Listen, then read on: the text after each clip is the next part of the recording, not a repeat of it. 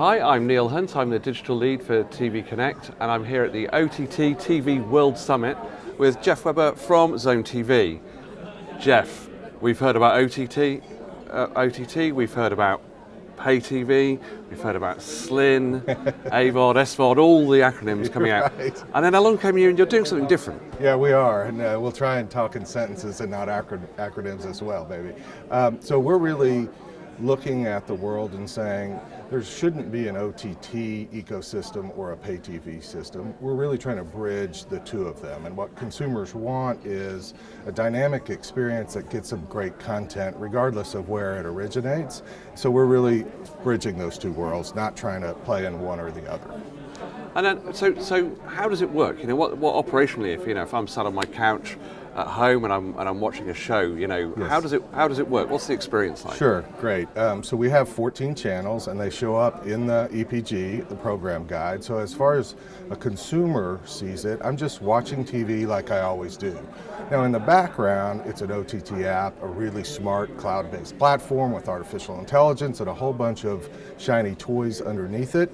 But all I'm doing is watching TV, and I can tune to the channel and watch it, and it's a curated, linear-like experience.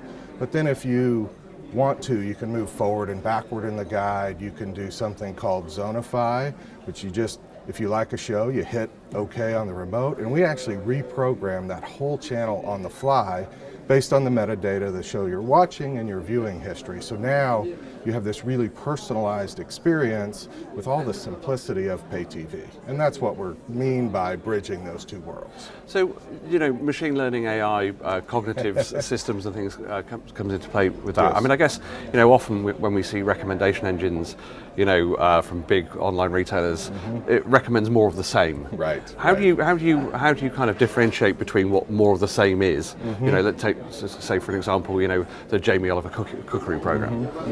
Yeah, it's a great question. So part of how we think about this is it's not just artificial intelligence. We have a zoner, a human, who curates that channel, and they own that look and feel, everything about it, just like a linear channel. The artificial intelligence, the machine learning, is there to supplement, to allow you to personalize in a way that you can't with a linear channel. So I think strongly, you have to blend the art and science. It's not one or the other. Okay, and where do you see it? I guess what stage are you at the moment? Is it out in the wild world, or is it? Yeah, we're in beta testing. We have signed contracts, which we haven't announced yet. I think hold tight, more to come there. I think very early next year you'll see us make some announcements, and there's a lot of momentum behind that. We're solving some operator problems. We strongly believe in pay TV and that they need to evolve for sure. But if you evolve the experience with something like ZoneTV and give customers a little flexibility on pricing, that's a very strong model for a long time to come. And then I guess, so you're a B2B product, is that B2B2C, yes, yeah, that's okay. exactly right. So what's the message? obviously, you look at the big operators out there, and they're going, well, okay, I'm just going to have an OTT sit next to my pay right. TV, or you look at Sky has Now TV, and you see that tends to be the model at the moment, but it right. feels a little bit like a sticky plaster. How do you fit in, and how do you carry your message out? So listen, I was at an operator. I was at Uverse for a long time and ran product and content. So I understand the pain points very well, and they're real. So, and that's why you see operators reacting.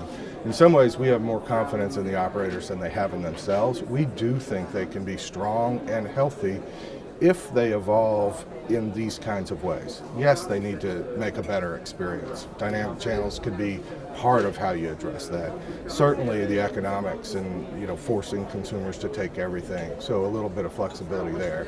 So there are things that the operators have to do. If they don't do those things, then the OTT guys, I think, will take over. But I don't think that's the way it has to be. And you see operators starting to make moves, bring Netflix in, broaden the content, and I think that's smart on their behalf. And I think they're operators or providers like ZoneTV who can help accelerate that as they continue to move forward. Now, obviously, there's a big kind of shadow hanging over that a little bit in terms of content rights and how you pay for content and create content. If you're always retuning channels based on what consumers want to watch. How does the producer and the production side of that get the payoff? Right. So in our model, the rights we receive are paid out a different way. So the operator gets a rev share portion if a subscriber takes our product.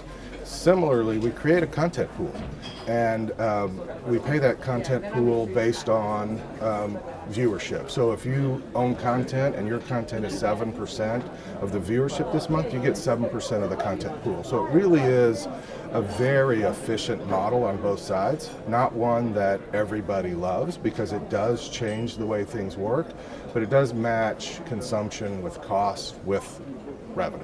And it seems it's similar to the music model, or the way we're seeing that evolve. That's exactly is that right. just common sense, or is that where the kind of basis for this has come from? That you've seen it, it works very effectively, certainly now for music. Right, it was a little painful getting there.